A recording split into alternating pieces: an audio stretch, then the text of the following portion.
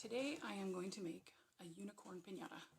There are three methods that I know of to make a piñata. The first is paper mache, which is rather difficult and lengthy. The second is paper bag, and the third is a box. So I'm using a paper bag. And what I'm going to start out doing is cutting the side.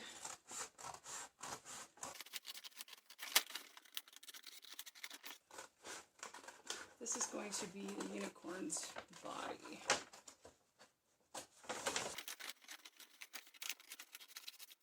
So I cut that, then I'll take this on the other side and trace it and cut it.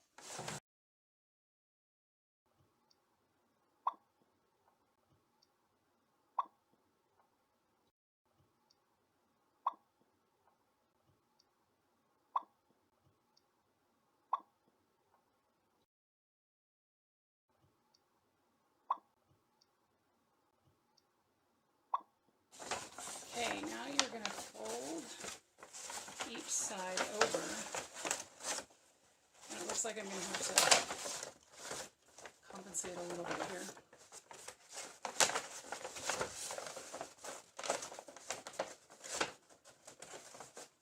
And you can tape or glue each of these edges.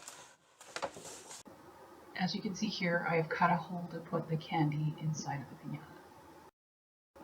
I then made some tubes out of the paper and cut sideways so that they will fit on as the legs. I then attached the legs with tape, and I like how I got the bends in. I tried to get 3, but it didn't quite work. I then drew a head, and I just reversed it and cut another one, and then I added a piece in the middle to make it 3-dimensional. Then I added some ears. I tried doing the legs as tubes first, but then I figured it would just be easier to make a cutout like the head because they were bigger. Then just like the head, I made the legs 3-dimensional. So as you can see, now it looks pretty much like a horse. The next thing I added was the horn, then the mane and the tail with the rainbow material.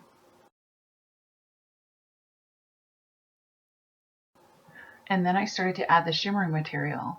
This is just a door panel, and I would tape it and then cut it to the size I wanted. As you can see, I also added hooves using some plastic bags that had the same shimmery texture.